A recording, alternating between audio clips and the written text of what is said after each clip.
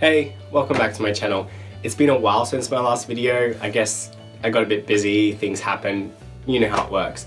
Anyway, the past few weeks have been really busy on social media. We've had Mental Health Awareness Week and we've also had National Coming Out Day.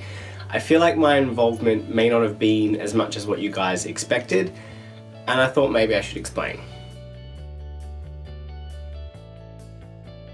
In my mind, in a perfect world, National Coming Out Day doesn't exist because you don't need to come out. It'd be great if we didn't actually have to tell people our sexuality, if we could just announce who we're dating, or there wasn't any expectation that you would be heterosexual or homosexual, that there wasn't actually any expectation behind sexuality at all. So it was just a case of, oh, you're dating this person or you're dating that person. It wasn't a case of, so do you like boys or girls? I do see that National Coming Out Day does have a place at the moment. It's just that in my mind, I'm optimistic that one day it's not going to be necessary. One day you won't have to come out. You won't have to go through that whole am I right, am I wrong sort of thing that children go through. It just won't be necessary. Also, the reason why you have not seen my coming out story is because I kind of don't have one. And that's an issue I've been struggling with for, 10 years or so, even more, and I still do. I think coming out seems to be treated as a rite of passage or this kind of liberating event, and to not be able to have that moment, you feel a little bit kind of robbed, I guess. So, growing up, I grew up in a country town. As such, it was very typically, how do I put this, non-tolerant. Like, gay people weren't really a thing. Different ethnicities were hardly even a thing. It was very much football, beer, and pretty much that's it. So to be different where I grew up, it was kind of associated with negativity, and the most negative thing was to be gay. So if you were a child, if you were different, if you didn't quite fit in, you were gay. And it didn't have anything to do with sexuality at that point, because we're talking like 6-7 years old. So at that point in time, I mean, sex and sexuality is hardly even a concept that you're comprehending. So to be labeled something when you're that young, it was because it was negative, not so much there wasn't an understanding of sexuality for it to begin with. Just that was the worst of the worst insult you could have, and if you were branded with being a faggot, you were a faggot for the rest of your schooling life. It didn't matter if you dated females, anything like that. It kind of stuck with you, and the message that it was negative was there with it.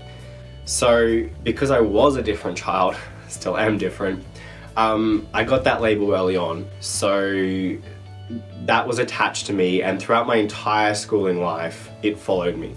So there was bullying, many of you probably have similar stories where you've gone through your entire school life being slightly different, and because you were slightly different, whether or not you were gay or not, where I grew up wasn't the factor.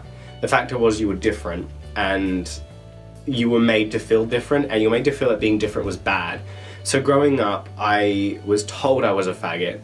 So I started to believe it myself, but the problem was, and the difference between then and now, is back then it wasn't told that it was okay. So I had this feeling that I was different, and I had this feeling of what I was, but the connotation was that that was actually bad.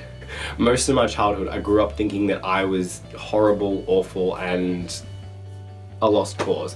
Not because, of something I did, but because of something I was. In terms of coming out, so I was told by children around me, the people I grew up with, like my classmates, I am a faggot. This is what I was. I'm different. It's bad. There you go.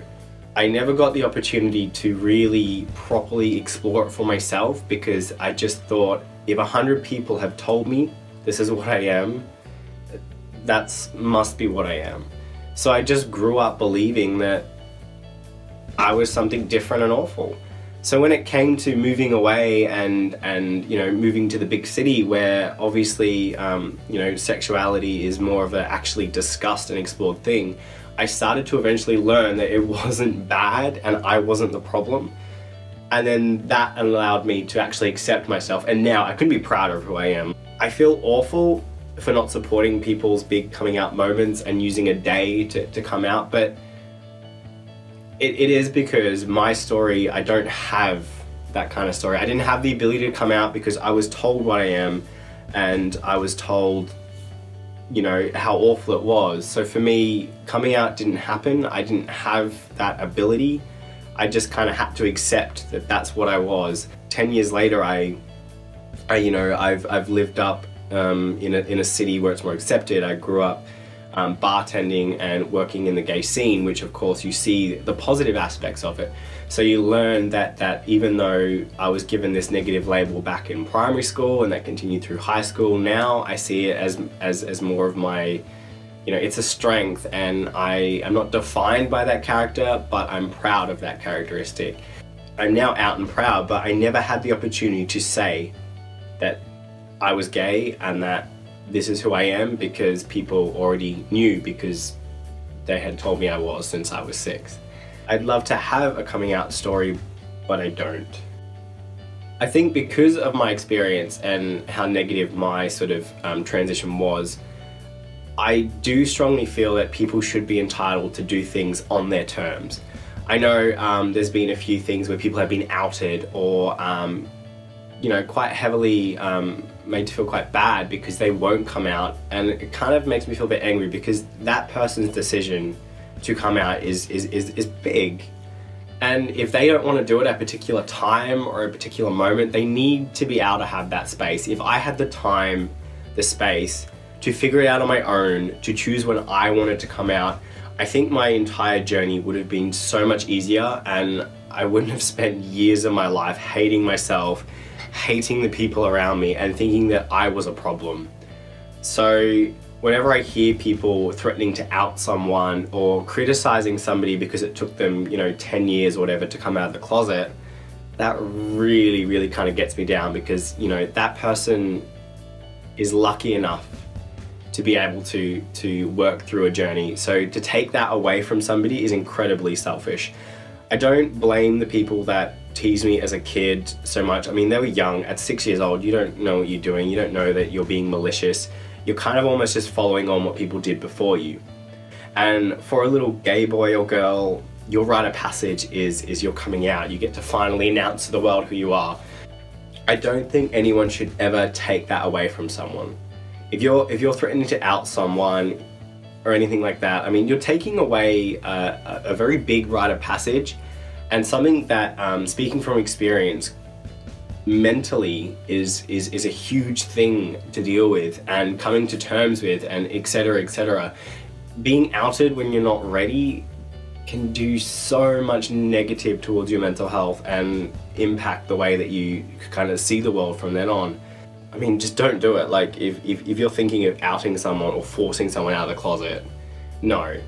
Support them, hold their hand, help them, but give them that ability.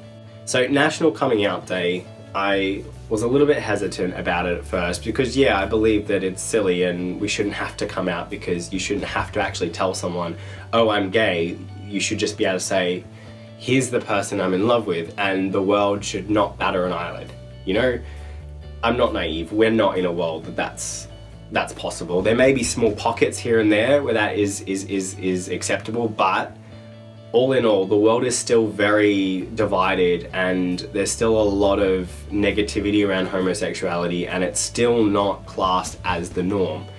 Hopefully, let's say 50 years time, you know, this is a whole thing that, you know, we can look back on and actually laugh and be like, remember when you had to come out? Wasn't that hilarious? Just because my experience was negative doesn't mean I should take away from anybody else's. And I'm sorry I don't have a coming out story to help you guys. I know a lot of coming out stories, people comment on saying, this story helped me so much, I relate to it. It would have been great to give assistance with that, and I have had people ask me through different social media sort of methods for assistance in coming out. But I can't really help because I didn't do that myself. So, I mean, if you're in a similar situation to me where you feel like you never got the opportunity because it was forced upon you, like, by all means contact me and tell me how you got through it and how you're doing it. It took me at least 5 years to really sort of come to terms with it. And that was 5 years of being 3,000 kilometers away from my hometown and where all that kind of negativity started. I'm better now, but it hurt. Let's just leave it at that. So National Coming Out Day was just passed. It does give that platform for people to express themselves. It does almost, maybe it gives them an excuse, like a reason, like this is the day, today's the day I do it, you know, that extra push. Some people, though, aren't lucky enough to have had that opportunity. So bear that in mind. You know, for some people, they didn't get to come out. It wasn't an option they had. It was forced upon them, and they've had to kind of catch up to it. But others, I do envy you. If you are able to have that platform, that time to realize it yourself, value that. That is great. If you're thinking about coming out of the closet, you know, bear in mind that it may be harsh and there may be consequences, but at the end of the day, do what you need to do. And if you're somebody sitting on the sidelines helping someone through that process, don't force them. Let them discover what they need to discover. It's a journey, and it can be great, but it can also be quite horrible. I guess if you're feeling down about it, please contact people. I'll put some links below. There's quite a few organizations that I feel quite strongly for that can assist with mental illness. There's one in particular, actually, Headspace, which is targeted at younger people, which this may be quite relevant to a lot of you guys. So, you know, teenagers, people in their early 20s who are going through things. It's a specialty service targeted towards you. So I'll put that link below as well. So I hope you guys had a good past few weeks and share with me stories, whether they be good or bad. The more I can know about you guys, the more I can kind of maybe help and tailor what I produce and what I put out there in the world on YouTube and Instagram to actually be of benefit. I don't want to get to a point where I've got all these followers and all these people watching what I do and not actually contribute something back. So if you've got suggestions of things that I could do to help you guys, pop them in the comments below or contact me through Instagram or Tumblr or something like that. And hopefully, yeah, I can help at least somebody. Yeah, until next time, see ya.